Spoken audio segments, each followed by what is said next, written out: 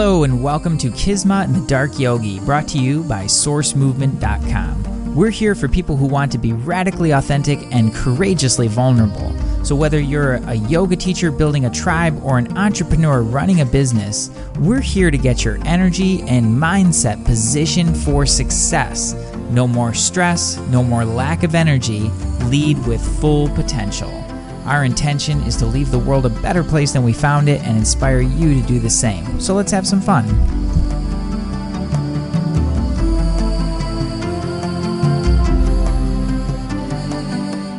There are a lot of people out there who will hear, let's put it in your context, will hear what you have to say and will be like, awesome, like, nice, that was really nice, thank you. There'll be another section of people that are like, that was great. Like, I heard that before. Thanks, though. Like, it was a good reminder. And then, and then there's the people that'll just tune out. It'll just never hit them. You could be teaching a class. You could say the most amazing things, and they'll just never hear a word that you say because they're not there for that. And that's cool, too. Like, we need all of these people. There's nothing wrong with any of them.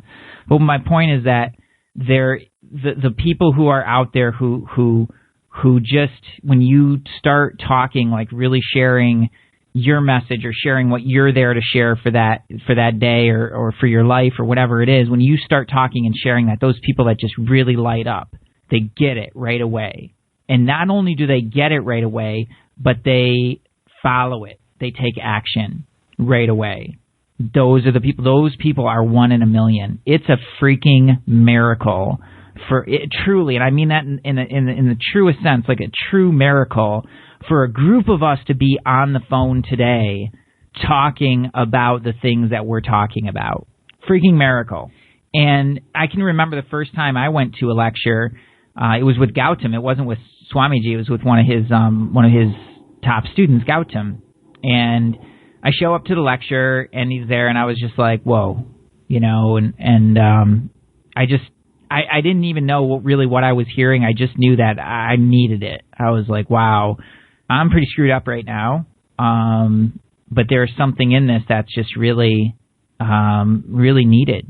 It was like a balm or a salve or something for my soul, and I felt like, wow, I don't know what I heard, but I need more of this. And so I went up to Gautam after the lecture, and I talked to him for a minute. I had a question. We were talking about purpose and everything like that, and knowing what your purpose is. We call it swadharma, and one's own nature, and connecting. Your purpose is really just basically connecting your nature to an activity that's really well suited to it in the world. And my question, I can't remember exactly what my question was, but it was pretty silly. At the time, it seemed silly, but it really wasn't because it got me here, so that's cool. But anyway, I asked him this question. He's just so sweet, very present. You look in his eyes, and he's a very kind man, but direct. And he's just like, hey, man. Well, I didn't say that. He had an Indian accent, and kind of gave me the head bobble. And he's like, you have no intellect. And I was like, oh, okay.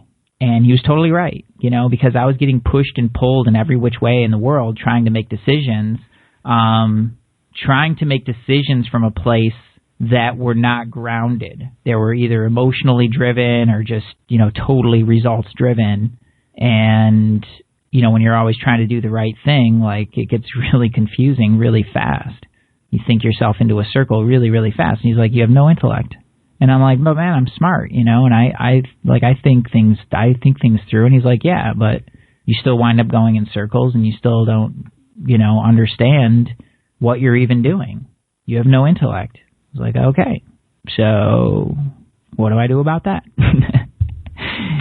And he laid out some really basic things for me to do, all of which are in the fundamental tools, really, is just studying in the morning, and eventually I got myself to India pretty shortly after that. So the biggest thing, that was his, like, one in a million, I really humbly consider myself one of those one in a million who just heard the knowledge right away and was like, wow, I need this. This guy's right on. And even though it's hard for me to understand his Indian accent, I'll figure that part out, and I will do what I need to do. And ultimately, like that message really changed a lot of things for me in a moment, when I reconnected with it yesterday. 1 in a million. You're looking for that 1 in a million. And I think a lot of times for our yoga classes, we're out there, we're trying to get everybody there, like everybody needs this and everybody needs to hear this message. And we're trying to convince other people. We're trying to, talk them into coming, or, really show them the benefits, or like whatever it is. And I think when we do that, there's nothing wrong with that. There's nothing wrong with trying, but where we get really tripped up is when we get attached to the result and we get detached from the reality that we are looking for 1 in a million. You talk about a diamond in the rough, right? That's the people that we're looking for.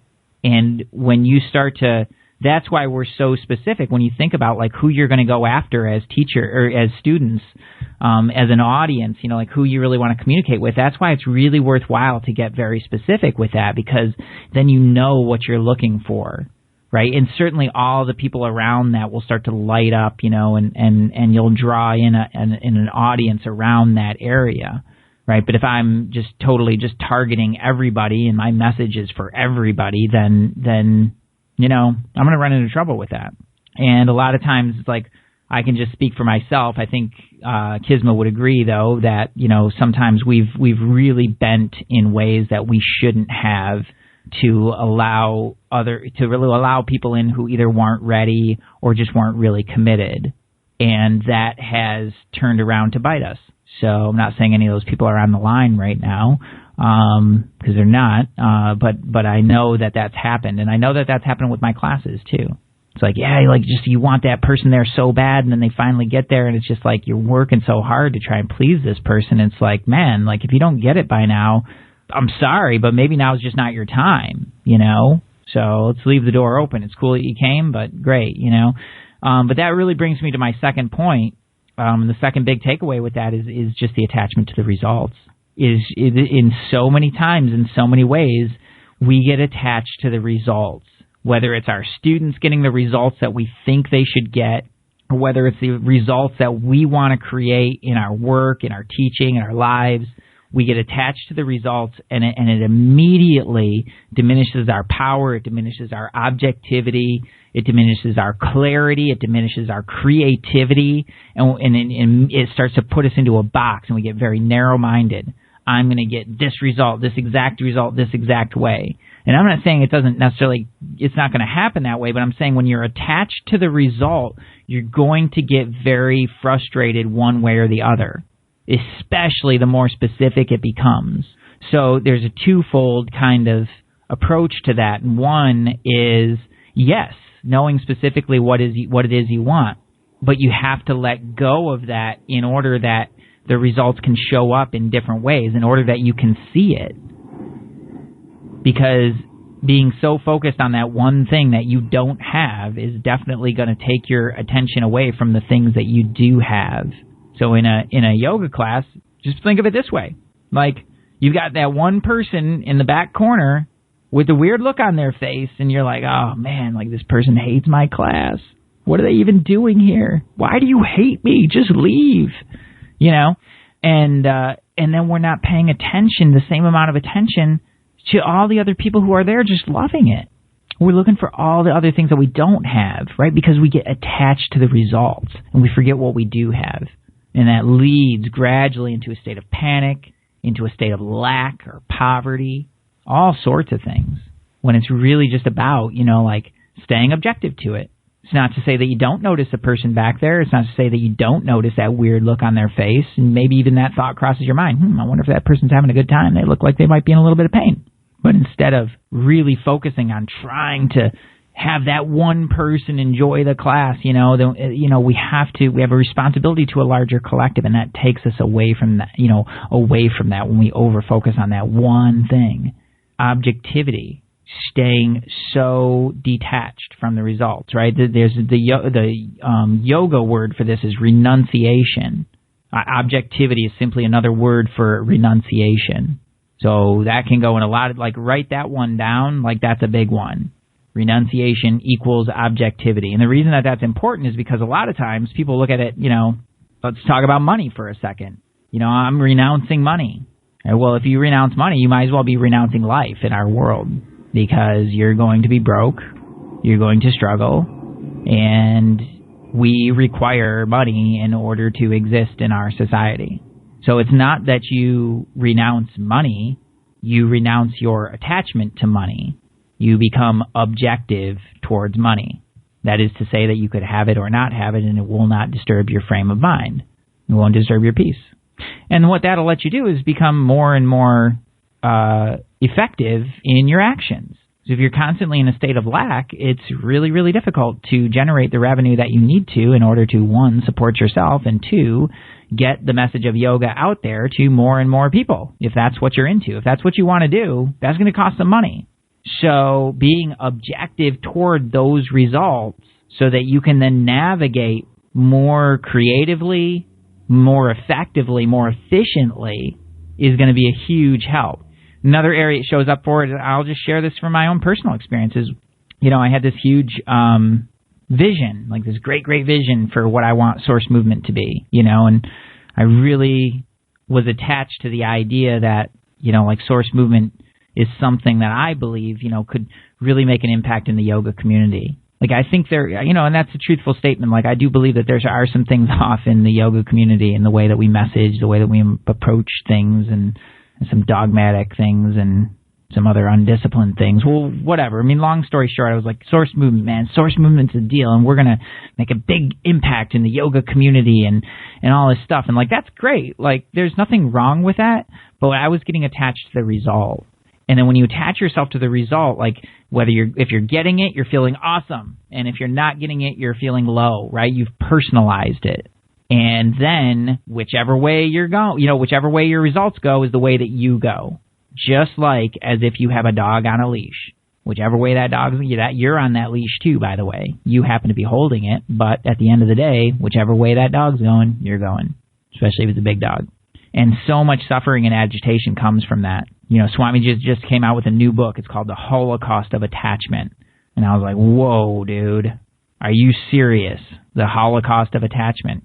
And I haven't had a chance to go through that one yet, but I did get a chance to ask about it, and is like, the answer was like, yeah, if you're really going to talk about human suffering and, what we can do about it, it's attachment is the killer of all killers. We get attached and it just destroys us. We get attached to the results. So that insight around, just how attached I was to what I thought this should be, really let me let go. It really let me be honest and humble about what it is that I really want. Yes, I do want to create some kind of an impact, right? But when you put the two of those together, it's like, wow, there's a bunch of people on the line right now, and like, that's a freaking miracle. And that, like just one little thing for one of you, one little takeaway that you take and share, like there's a ripple effect there that is so incredibly profound. Bigger is not necessarily better. You're the diamonds. You're the people that show up. And since you're that, you're going to be able to see that in other people. You'll know that quality. That's a kindred spirit. And that's why powwows like this are so important for everybody to connect. It's not just the dialogue. It's not just the sharing of ideas. It's really just energetically being present with one another. That's really, really powerful because we tune into that. And the magical ways that happens on the Facebook forum, we tune into one another. Check out where each other's at. And then you have that knowing, wow, man, this is a special group of people, the diamonds in the rough. So, for me, it just allowed a big sense of freedom. Really get real and honest about what it is that I want. Yeah, that's something I do want to create, but I know that if I'm attached to that, it's going to destroy me. It's probably going to destroy my relationship, and who knows what else. At the very least, I'll be extremely tired and frustrated. That sucks. That's not something I want to share with the world. And what do I really want anyway, There's a section in the Bhagavad Gita, I'm going to close with this last thing here, that really talks about the value of different kinds of service, right? Karma yoga, service. It's objectivity in action is really what it is. But service is an aspect of that, how we have service in the world. And it goes through some of these different things, there's you can give money. Money's great. Tithing is powerful, especially if you're struggling with money. You have to give in order to get. So tithing is powerful in that way, but it's just money, right? but tithe to what it is that you want to receive. But that's actually the lowest form. Somebody asks for help, you can show up, you can help them out, you can do something for them. Awesome, that's great. They need to know something, you can teach them a little bit better even, right? It's the difference between giving a man a fish and teaching a man to fish, or a woman, excuse me. But ultimately, the highest form of service is you seeking the highest form of you. However far we happen to get on that journey this time around, it's knowing that you are that. You are that divine spark. Not just knowing it, as an idea or a concept, but really embodying that. And that is what Swamiji shares when you're in his presence. He knows that he is that. Pure love.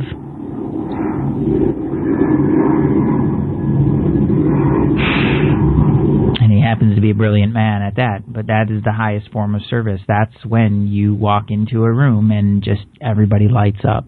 Wow, I don't know what just happened, but something amazing is here right now. And that's why your greatest form of service, everybody's greatest form of service, is seeking the highest in yourself. And that is the essence of yoga. Seeking that diligently is that's the prerequisite for calling yourself a yogi. Forget about yoga teacher. All you have to do to be a great teacher is be a great yogi. Diligent in your practice, committed, dedicated, joyful. Joyful, don't forget joyful. So that's my takeaway from my 20 minutes with Swamiji. So I would love to hear your thoughts on that. I'd love to hear any other questions, comments, concerns, anything. It doesn't have to be on that topic. You can be about anything that you want, just to share. And I'd love to have some dialogue, because it was really a profound meeting for me, and hopefully some small piece of that translated into you, or it didn't, and that's okay. Thanks so much for all you do, too. Even when I'm not on the calls, I want you to know I'm still getting a lot out of everything. Because I listen all the time. I'm so glad. Please use the forum. Chime in anytime you want, okay? Thank you, Nick. You are so welcome. Have a great day. You too. Larry, what's up? And I see from Cadillac 8636, you are next in the queue. But Larry, what's happening, man? Yeah, it's just, I teach at Brighton, which is a rehabilitation center, for those who don't know. And, I teach those people all day long, and then the end of my 8-hour shift, and I teach 2 yoga classes back to back. And so I know these people, and, there's those who are serious about their recovery, and those are not. And they come to yoga for various reasons, and some of my students say, I'm going because they know there's other girls who are on the unit that they want to do yoga with, blah, blah, just like everybody else. Yep, just like any other yoga class. Yeah, the other yoga class. But I think a lot of what you guys were just talking about really applies to me. It's like I go in there, and there's no motive, and they hear me lecture, and they perceive how secure I am with myself. And in yoga class, I find that I relate better with them when I come from my struggles than I do with all my winnings. Because I can talk in a lecture about being 29 years clean and sober, because that's what I'm talking about, and that's what the subjects are. But when it's a yoga class, I get to come from a more vulnerable side. And I notice that usually clicks a lot quicker. I do know that no matter what I think the class is going, I've never had anybody walk out and say they had a bad class. Awesome. And the great thing is they're there anywhere from 10 to 30 days, and then some of them go on to a halfway house, so they're there for 6 months to a year. So I get the same people over and over and over again sometimes. But once they're hooked, they're hooked. And I also do a lot of let them do a lot of service. I let them set up the mats. It's not like everyone brings their own mat. We have mats at the hospital. So there are those who are of service who come in and set up all the mats, and those who help clean them all down and put them all away. And I kind of make it their class to that point.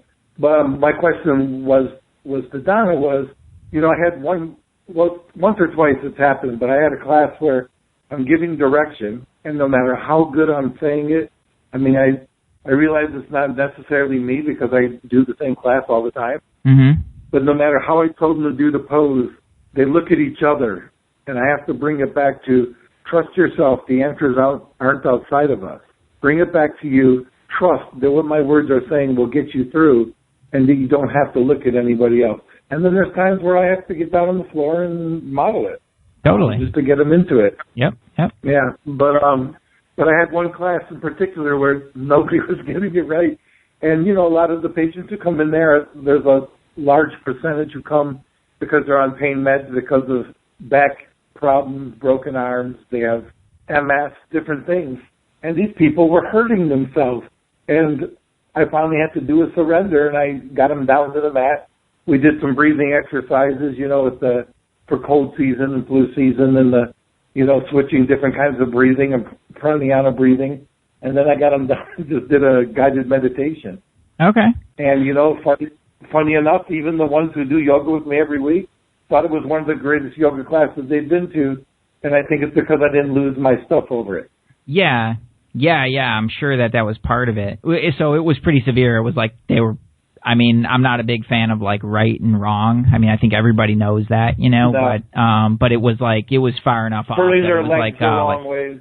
No, like they're really going to twist themselves the wrong up. ways, and they were, I can't think of the name of the pose, but where you're on table pose and your left leg goes out and your right arm goes out. Mm-hmm. Then they would put their left arm down and grab their right leg with their right arm. They were falling into each other, and they were complaining about hurting themselves. And I had to go back to these positions. I only make suggestions. Don't do anything that will hurt you. Once some of them have enough, some of them have trust issues, some of them will let me adjust, and then they get it, but this was just one of those classes where none of that was going to happen. And okay. No, it's not a matter of right or wrong, it's just that they were actually hurting themselves, twisting their leg the wrong way, when you're, I don't know the name of all the poses, but where you're on hands and knees and your left leg goes out and then you set your left leg down sideways and flat behind the right and lift the left arm. And they had their foot going the opposite direction, and it was like they were in so much pain, and they're like, "Oh my God!" And everybody's doing it. And I showed them with one person, and I get up on the stage and I showed them how the foot's supposed to go, and they still didn't get it. And I realized some of these people, they're still on meds that they're taking that we give them. Right. And I think it was just one of the classes that it was just better just to go out of it and go into meditation. But I got to say, while it was happening, it's like my first instinct is to try to control it and get them all to do it right. Right. And there's that student in the room where you see them going wrong, and you're like, sideways and flat, left arm, sideways, the left arm. And some people get it, and in that class, no one was getting it. And yeah. We went into a guided meditation, and there happened to be an admin person there they see all the great surveys about the yoga class, so they wanted to check it out, and they're sitting there, and it was a good experience for everybody at the end, but even they said, I was wondering how you were going to get out of that because they were all hurting themselves, and this person's also a nurse, and they were worried about the health of the injuries that could happen, and I showed that I can get out of it, and, I was able to get them into a guided meditation for the last 20 minutes, and breathing, and everybody got out of it okay and safe. Yeah, and I've not had a class since before then like that, Great.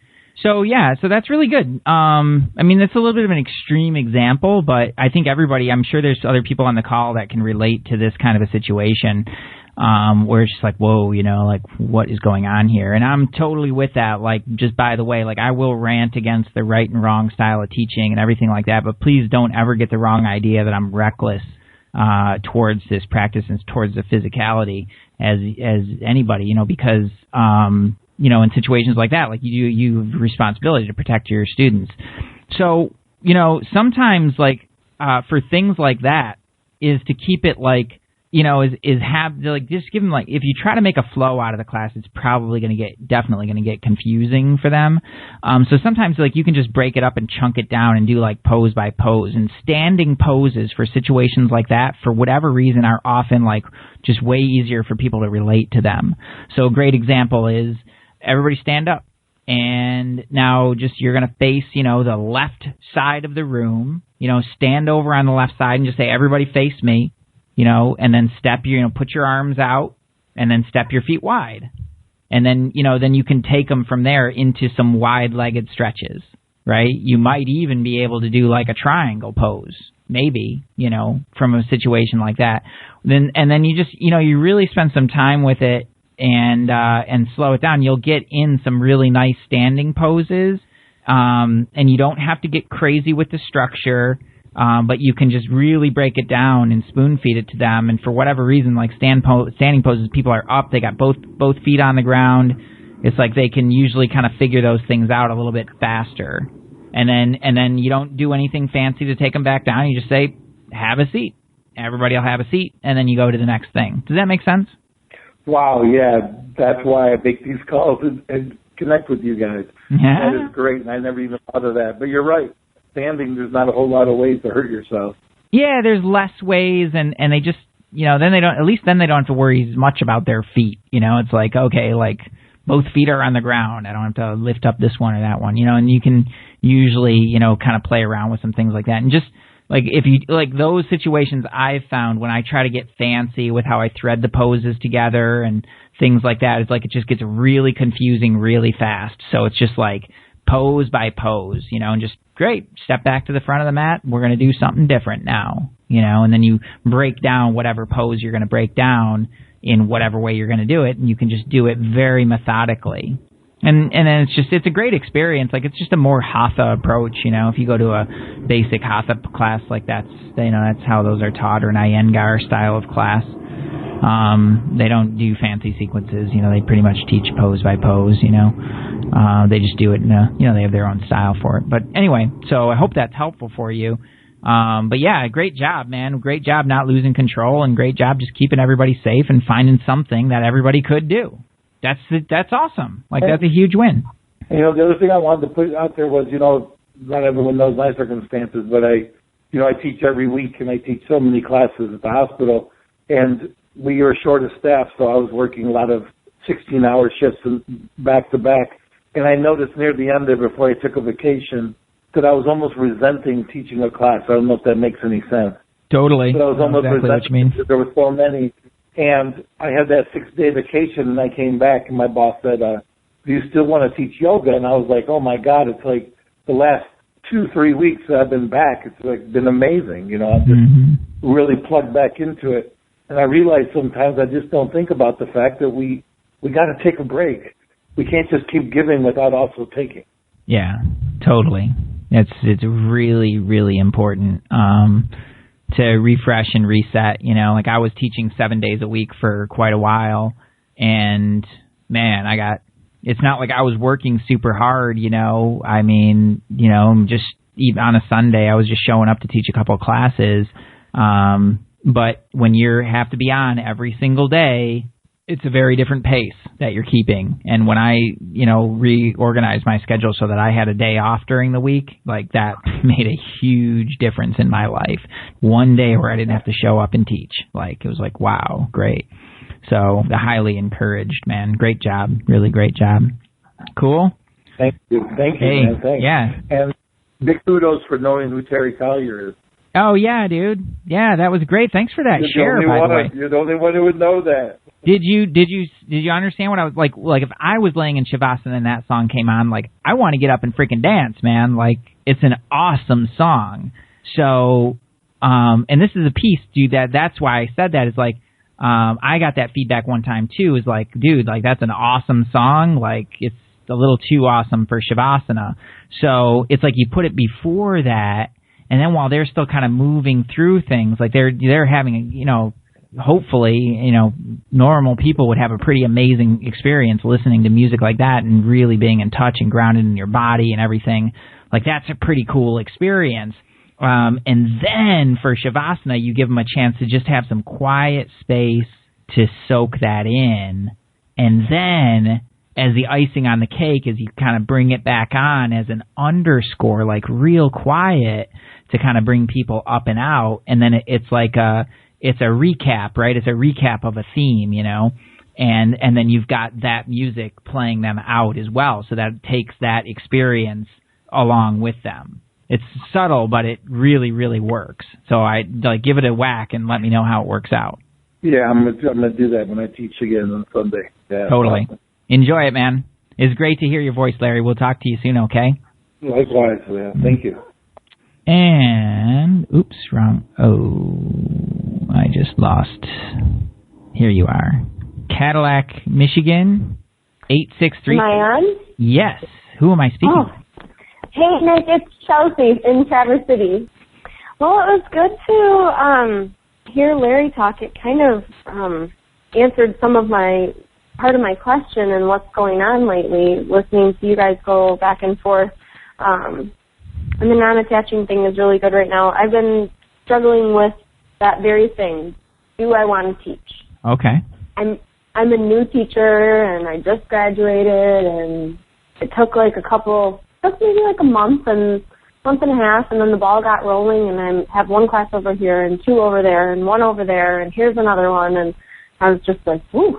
And there was kind of a lot going on, and work, and real life, and a lot of real life transition and changes and stuff, and I'm just kind of getting overwhelmed. I was like, oh, what's going on? And so I sort of felt the universe pointing me to not overextend myself, like you said, taking a day off and just not having to show up, teach just for one day. But I have that with teaching, and then my real job, I have to be on. The personality is part of it for my work too. So it was interesting that you guys already talked about that, and so that helped reinforce some of what I've been doing. But because of work, just because of one tumbleweed, and then because of work, I ended up scaling back all the classes that I was teaching 3 weeks ago. I'm not taking any of them anymore. And then now I have one new one, and now I'm just down to one a week, and I'm like, oh, maybe this will be better, maybe this works for me. And I'm actually at Yen now, and I'm terrified. I'm this is exactly what I wanted, but I'm terrified. Last week Monday was probably the worst class I ever taught. What are you scared of? What's happening? I don't know. I can't figure it out. Okay. I really don't know. I just realized a couple days ago that I had some deep fear going on about this. And I'm like, what is it?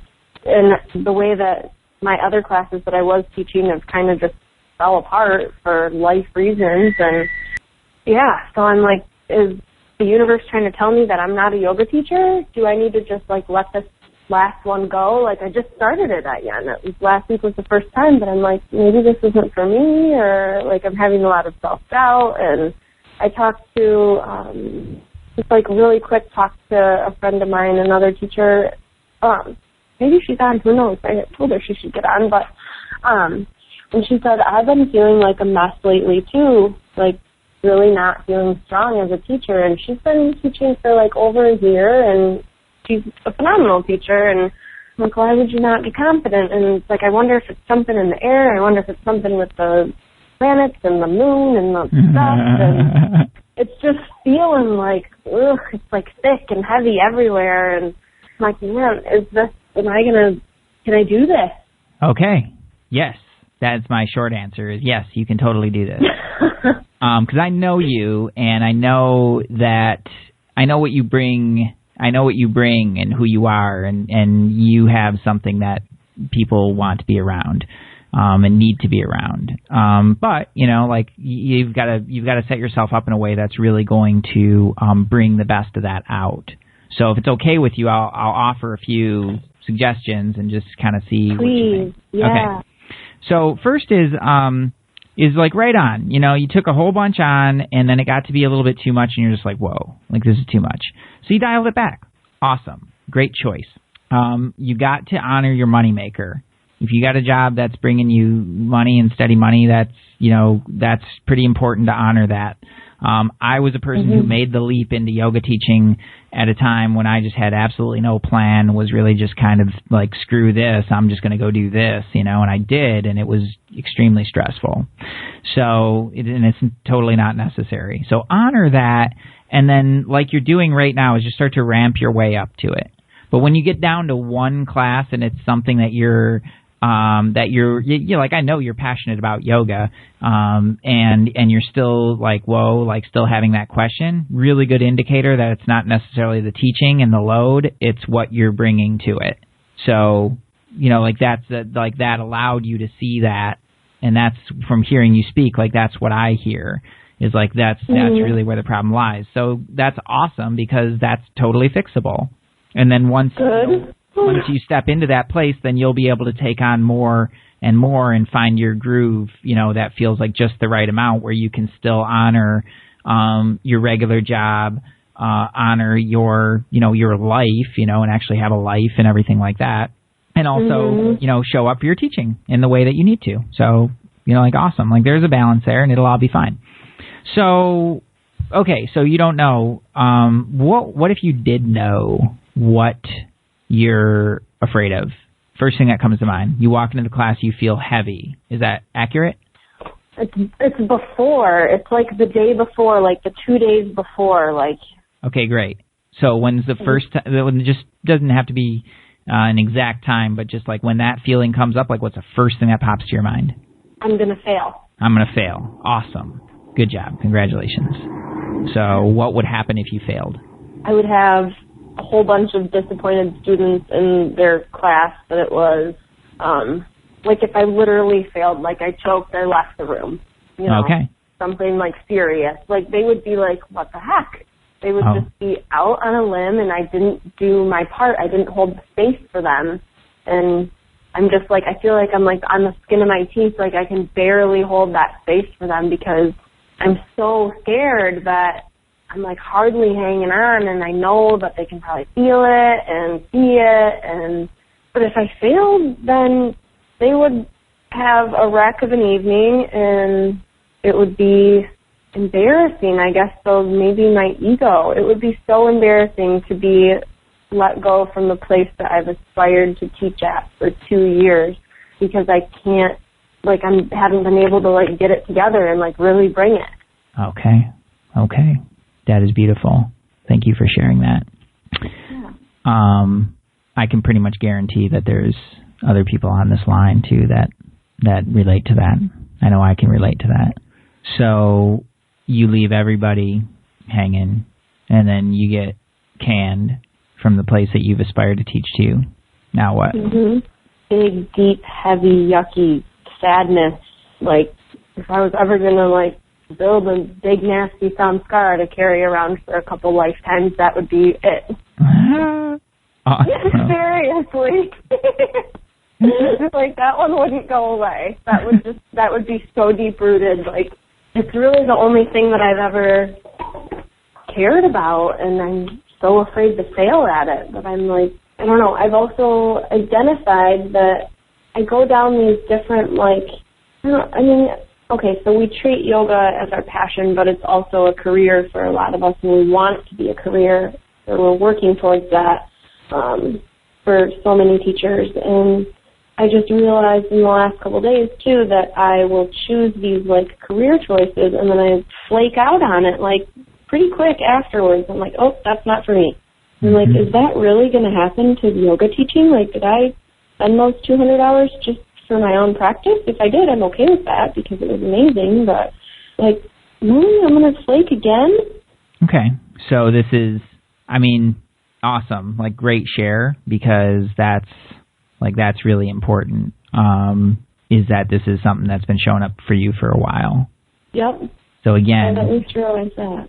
Totally not the yoga, but what yoga is giving you the opportunity for right now. It's like it's perfectly placed you to unfold and transform this for yourself.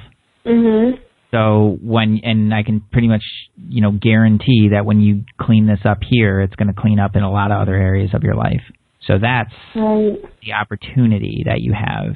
And when you talked about just that deep, like that big, heavy, deep scar, that you would carry with you forever, like that's just, like I'm pretty sure that that's probably about the same as anything else that you've bailed on. Is that correct?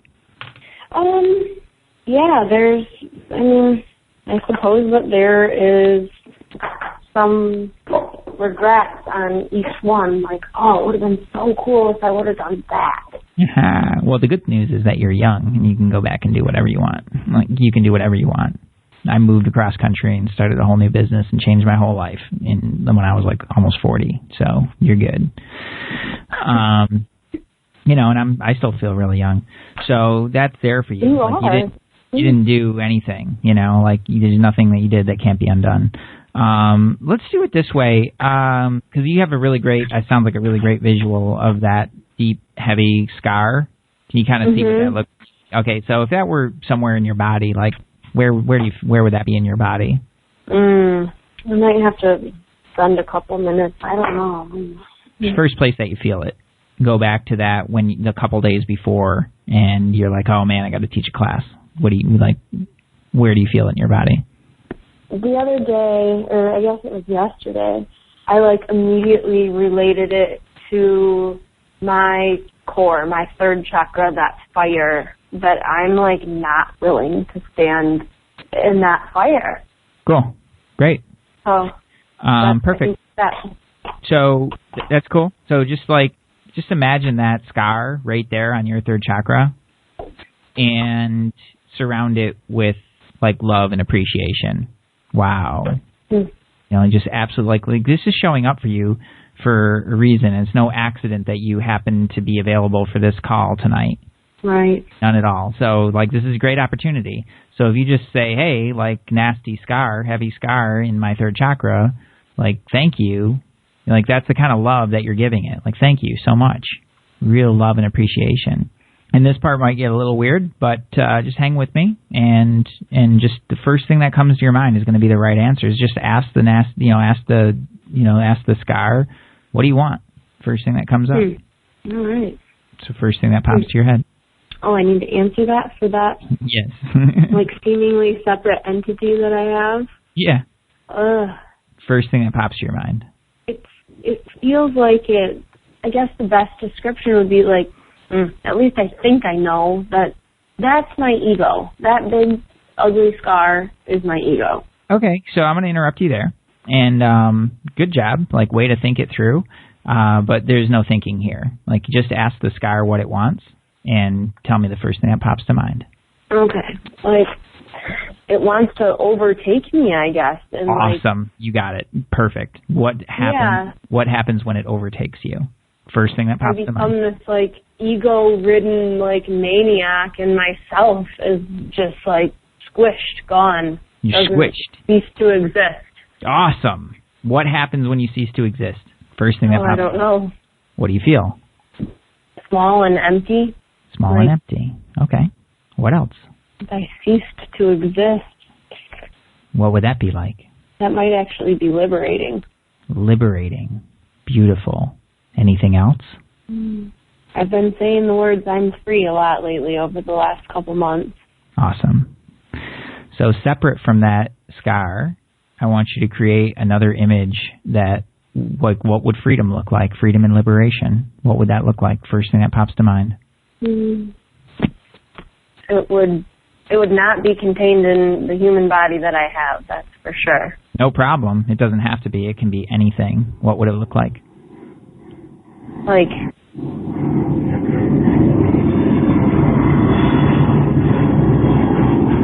absolute freedom and liberation. It would look like the Northern Lights or something, or awesome. Some like wild galaxy, bright, pretty colors. That is awesome. Perfect. Ask the Northern Lights and the galaxies. Ask them if they're willing to help you. Oh. Totally. All right. Good. So then take the scar and just let it know, like, everything's going to be okay and that you love it, and then invite it to merge with the Northern Lights and the galaxies and all the lights. Just let it, like, merge right in and transform, and tell me what you see.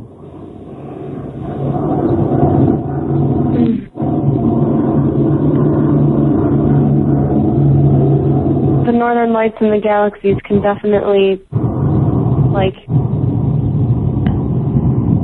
smooth over the scar, like, make it a part of it. That third chakra is bright yellow, and that can just heal up and become a part, the bright yellow can become a part of my little galaxy. Beautiful. That is absolutely beautiful. And ask the chakra and the galaxy, ask it if it's in its full potential. I'm gonna write all this down. And then just ask it what the message is for you. First thing that pops to mind. That I'm okay. Awesome. Anything else? I could put it better if I thought about it more, but just that, well, I guess simplified, like, I mean, I already know that I have the ability to, like, be completely happy in every little thing, in every moment, all on my own, but that would be a part of it too, for sure. Like, that big reminder, like, no one can squish you. Like, no one can hurt you. No one can make you unhappy. You are okay. You've got it. Like, you have control of all of that if you want it. Got it. How does that feel for you? Pretty cool. Like, it's a really good visual. I'm going to spend a lot of time focusing on it because it's the stuff that it's our foundations, you know. We are all okay. We are all perfect. We are all in charge of our own happiness.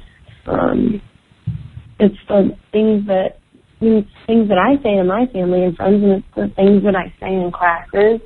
But that's just like a really big, huge visual picture that really brings it to life in a way that it could easily manifest into reality versus just a simple sentence. Yeah, you got it. And that's exactly, would you like to know how to use that really effectively? Because I have a little idea for you if you're open to that. Yeah. Okay. I just sent you a Facebook message with some of your notes there too, by the way. Oh my God, thank you. So here's what you do. That's your best friend right now. So just to kind of close out that part of the process is I want you to just take those galaxies and the yellow light, and I just want you to just bring it right on into your third chakra there and just like let it totally merge and then just integrate all through your whole body and just let me know when that's done. Good. Awesome. So here's what you do is before your classes or really anytime that feeling, like if I don't really expect that to come back the same way ever again, honestly. But if you notice anything like it, there may be some other stuff around that, is all you have to do is in the first module there's an exercise given to tap into your full potential, right? Mm-hmm. So do that so that you have your best self with you always. And then now you have a new best friend with this, with the galaxies and everything and all the lights. Like you can see it. I know that you can see that really clearly, and you're absolutely right. Like 100% right on. That's your very best friend. Mm-hmm. So you just tap into your full potential, make sure that you're there, and then and then bring in the galaxy. And then you can ask it right now. Just ask the galaxy, like, hey, are you willing to teach me everything that I need to know to be free? Should give you a pretty clear answer. Yeah. Yeah. So, awesome. And then you can just enroll at support, and then that's a place where you can tap into that's extremely intuitive and creative, where you just say, hey, what do I need to know? And you quiet enough because you've tapped into your full potential. Mm-hmm. And then you've got everything that you need right there, and you just get the download of whatever you need.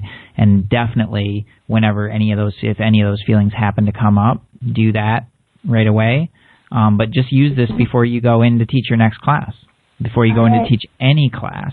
And then if any of that ever comes up during, which I really don't expect it to, and if it does, it'll be different. It's not going to be the same as it was. Then you just pause, take a couple breaths, be present, and tap right back into your full potential self, and you're going to be just fine. Okay? I'm speechless, yeah.